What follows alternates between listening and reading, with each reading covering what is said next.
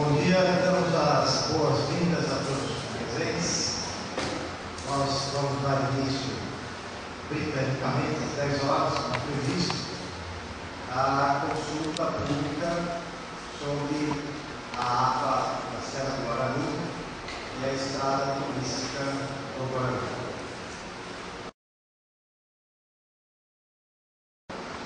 Vou ficar bem perto aqui que eu sou meio cega, tá? Pode passar. Então, só para todo mundo entender o que são as unidades de conservação, porque a APA é uma unidade de conservação e a proposta aqui é a gente criar uma unidade de conservação, né? Então, são espaços, territórios, né, que têm alguma relevância para a conservação, incluindo todos os recursos ambientais que estão presentes neles, né? Inclusive comunidades também, comunidades urbanas e patrimônio histórico, enfim.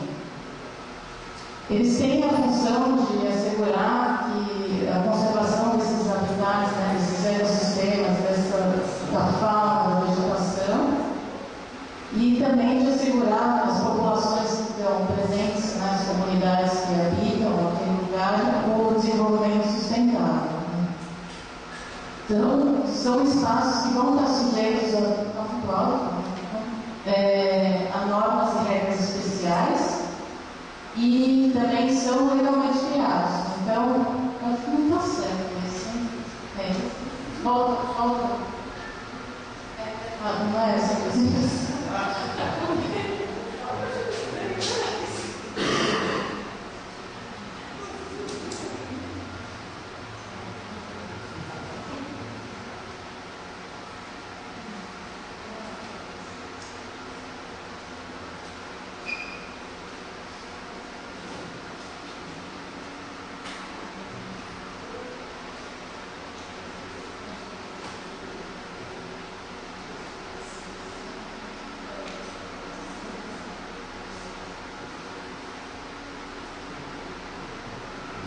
Agora está certo. Pode passar. Começar tudo de novo. Então, vamos começar então colocando a agenda aqui, né, na nossa reunião. Então, café, espero que todo mundo tenha curtido o café, das 9h30 às 10. A saudação inicial da estrela, do Nery. E agora a gente vai passar, vou tentar esclarecer para vocês os objetivos, como é que vai funcionar essa consulta pública. Depois eu vou apresentar os estudos e a proposta. E aí a gente vai abrir para a manifestação dos participantes, eu vou explicar como é que vai funcionar essa manifestação. E depois a gente vai tentar responder a todas as manifestações aqui. E um encerramento. Pode passar. Então, qual que é o objetivo dessa consulta aqui? Apresentar a proposta da APA e deixar vocês tirar dúvidas, aí a gente discutir um pouco, fazer sugestões, enfim, é um espaço aberto para todo mundo que está aqui poder se manifestar. E a ideia é não se esgotar aqui, né? Tem até uma caixinha lá no fundo, que eu vou explicar como é que funciona. Quem não conseguir se manifestar aqui vai poder se manifestar depois, por escrito. Todo o documento está no site do ISTA, já fazem uns 2 meses, né, que está disponível aqui. Então, a ideia é que não se esgota aqui. Se a gente não conseguir discutir tudo e entrar no consenso, a gente pode continuar de outras formas. E a gestão dessa APA, ela pressupõe o envolvimento de todo mundo, né? Então, a gente vai mostrar como é que vai ser a participação da sociedade pelo Conselho Consultivo da APA, mas a contribuição de todos vocês é fundamental o tempo todo e agora nessa fase embrionária dela, né? Então, como é que vai funcionar? Naquela parte da manifestação dos participantes, né, de todo mundo que está aqui, a gente vai ter aquele tempo, né, de manifestação, porque a gente tem que terminar essa consulta em 1 hora, senão a gente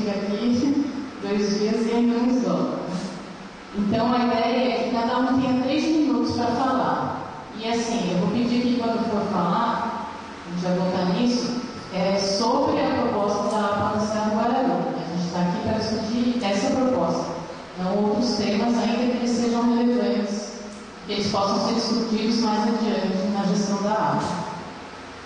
Então, a Paula e o Marcelo, levanta a mão, Paula, Marcelo, quer dizer, mais a Paula que o Marcelo está lá operando. Ela vai estar com uma prancheta, com uma lista para quem quiser se inscrever para se manifestar, colocar o nome e a instituição.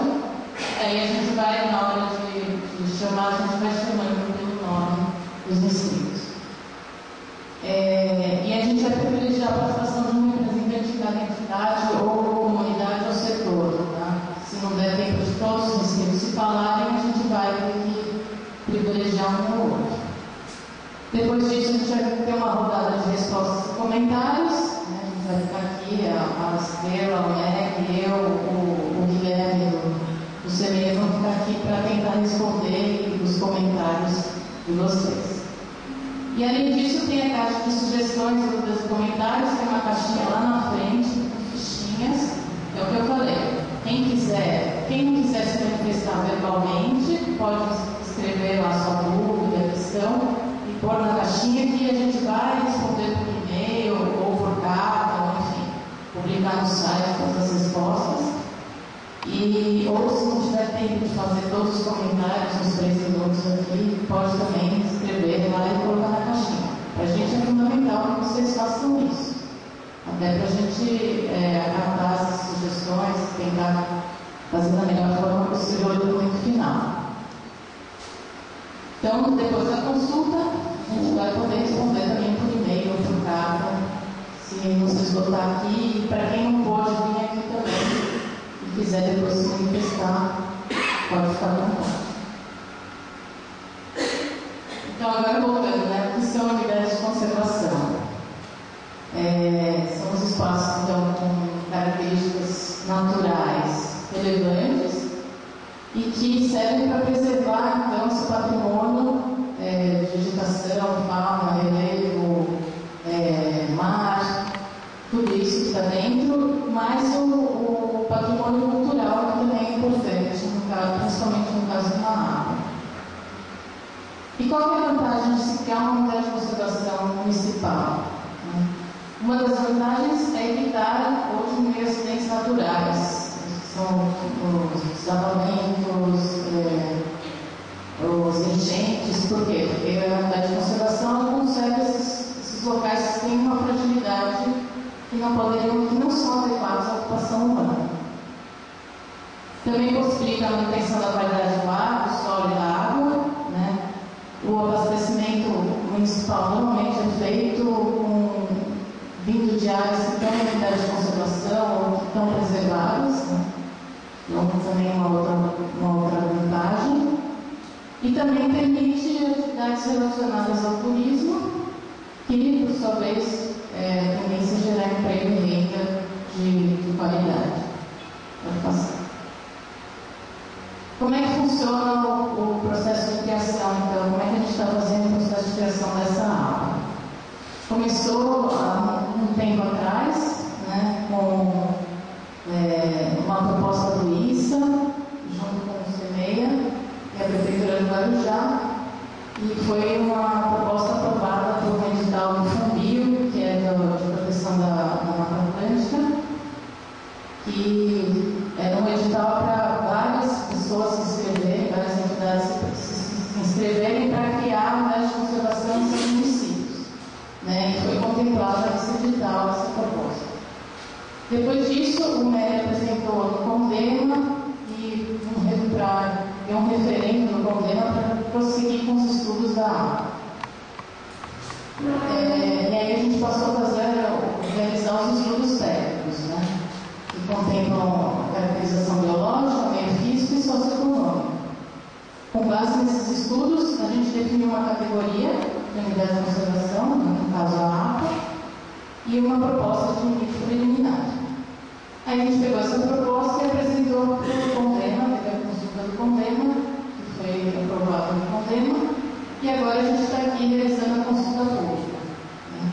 Depois dessa consulta pública, a gente vai então ter uma análise e vai elaborar uma nota técnica respondendo todas as questões que forem levantadas, ou não necessariamente aqui, mas nessa fase de consulta, né?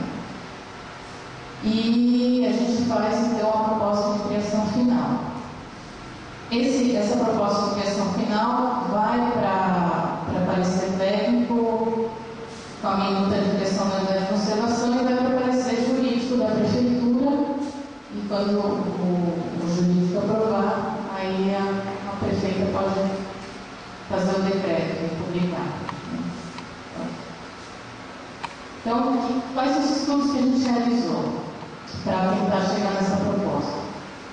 Foi os estudos do meio físico, né? A gente levantou um pouco do clima, geologia, geomorfologia, relevo, né? Hidrografia e solos. E do meio biológico, vegetação e a fauna, e o meio socioeconômico também a gente levantou nas comunidades que estão aqui, e também no PRV. Eu vou colocar isso. Então, na Serra do Guaraú, todo mundo sabe, essa ligação aqui, que tem cerca de 2.200 hectares de Mata Atlântica, e a maior parte está em bom estado de conservação. É importante mostrar que assim, esse fragmento aqui de Mata Atlântica é um dos últimos remanescentes do litoral, em bom estado de conservação. Né? Então, pode passar. Então, com relação ao meio físico, né, que a gente chama relevo, hidrografia, os rios, o solo, né? O que acontece na Serra do Guaraú é que a gente tem uma situação de serra, quer dizer, a gente tem áreas com legibilidade alta, né, serra, morros, né, e a gente está perto do Oceano Atlântico, então a gente tem muita chuva chegando aqui.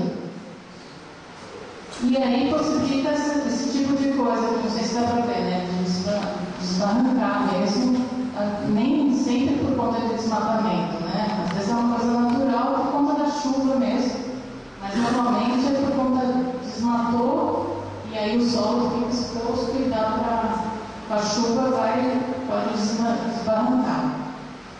E também a gente tem situações de rio de Mata Atlântica, quando tem enxurrada, todo mundo sabe, né? Cai uma chuva, vai levando tudo na frente. E é a mesma situação aqui que a gente está numa Mata Atlântica de serra. Então, a gente tem perigo de alagamento nessa volta do Bereti. Então, são áreas que são de alto risco à ocupação humana, né? Não são apropriadas para a gente morar, construir, porque elas têm esse risco. Com relação à biodiversidade,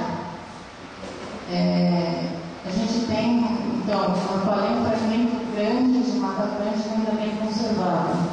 Então, só por isso já seria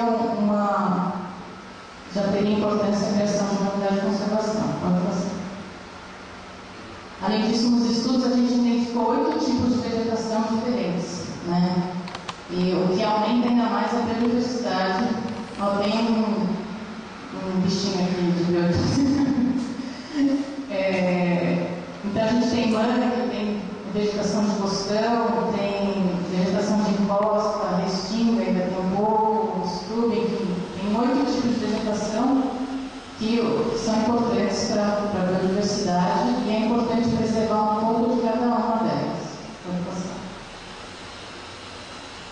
Também com relação à biodiversidade, a gente encontrou que tanto vegetação como fauna, os animais, tem várias espécies que são endêmicas, ou seja, elas só ocorrem na Mata Atlântica.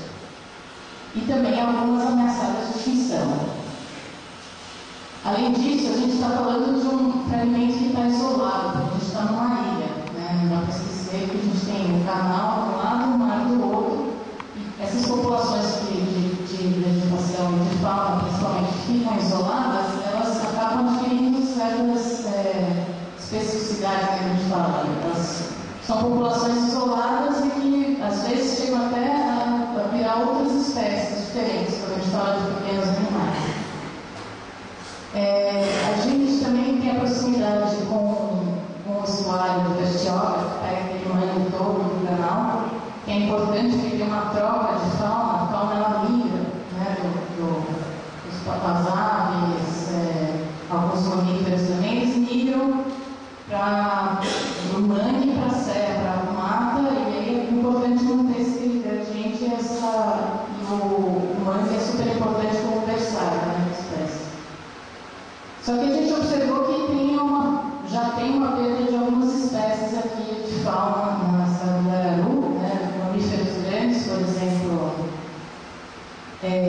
E aves também, a jabutinga, macacos também a gente não observa mais, anta, porco do mato, tem muito pouco. E isso deve ser por conta das ocupações, da caça, que vem muito tempo, como está um caminho isolado, não tem ocupação de fora. Apesar de ter acabado com a caça, não tem como os bichos voltarem. Né? Então, é um local que é bastante ideal para a introdução desses bichos. Então, uma maneira de conservação pode propiciar isso também, a gente trazer de volta esses bichos, porque eles vão estar protegidos e falta lugar para eles no resto da Mata Atlântica. Pode fazer. Com relação à ocupação humana, né? Qual que é a relevância cultural que tem aqui, os impactos e as ameaças? Bom, a primeira coisa que tem que destacar, que é uma coisa geral do Guarujá, é o turismo de segunda residência.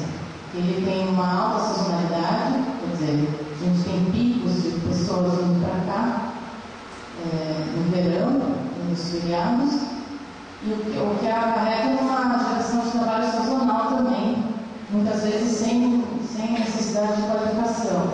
Então, normalmente se pagam baixos salários para o pessoal aqui por conta desse contexto de turismo de segunda residência. Pode passar.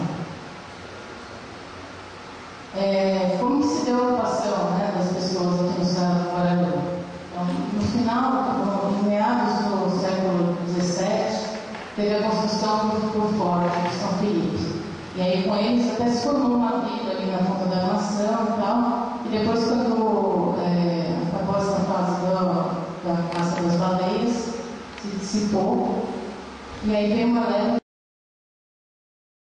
das comunidades caiçaras, né, que habitam até hoje na Praia Branca e no Sítio Cachoeira, e que começaram a ter atividades agrícolas, extrativistas, né, além da pesca e coleta de caranguejos e ossos.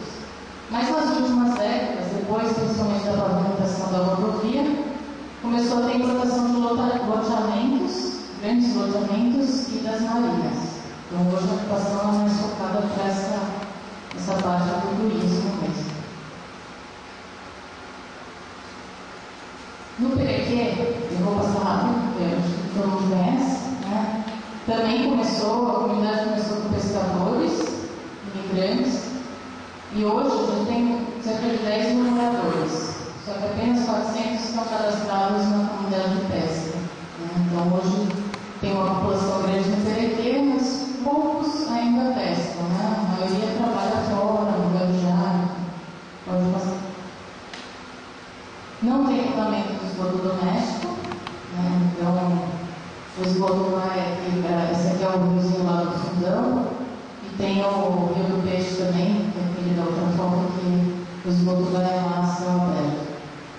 E a ocupação hoje do Perequê está aumentando em direção aos morros da Serra do Guararu, que é a Vila Nova.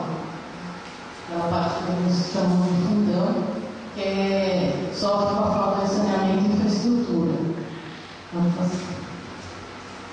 No caso do Sítio Cachoeira, ainda existem problemas familiares, né, fundiários. Em 2002 foi feito um levantamento que tinha menos de 250 famílias habitando ao longo da rodovia. E a grande maioria dos moradores é descendente ainda das primeiras famílias que chegaram, ou dos expedicionários, né, que a gente fala.